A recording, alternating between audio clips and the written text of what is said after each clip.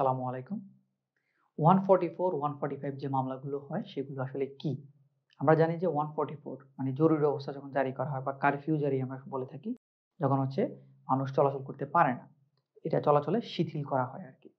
আর 145, 145 এর মামলা হচ্ছে সবচেয়ে বেশি আমরা জানি যে জমি জমা সংক্রান্ত যে বিরোধগুলো সেগুলো 145 ধারায় মামলা করা হয়। ১৪৫ ধারা ফৌজদারি কার্যবিধি।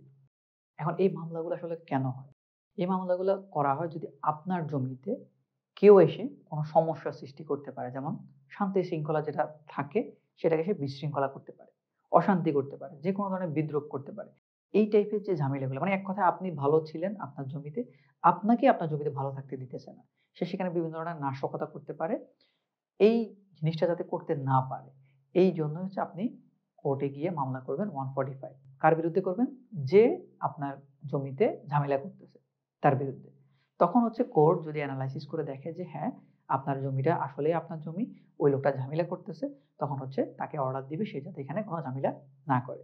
এই ক্ষেত্রে আপনাকে অবশ্যই মাথায় রাখতে হবে 145 এর মামলা করার জন্য আপনাকে অবশ্যই মামলাতে যে বিরোধীয় যে জমিটি, তফসিলি যে সম্পত্তিটি আপনি উল্লেখ করবেন, সেখানে আপনার অবশ্যই দখল থাকতে হবে।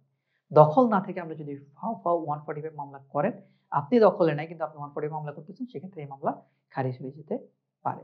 তাই আপনার জমিতে যদি কেউ কোনো ধরনের নাশকতা করতে পারে বলে সম্ভাবনা তৈরি হয় বা নাশকতা করতেছে অথবা দখল নিতে চাচ্ছে, এই ধরনের জটিলতাগুলো দেখলেই আপনি শুধুমাত্র 145 ধারায় মামলা করতে পারেন। আশা করি বুঝতে পেরেছেন। ধন্যবাদ। আসসালামু আলাইকুম।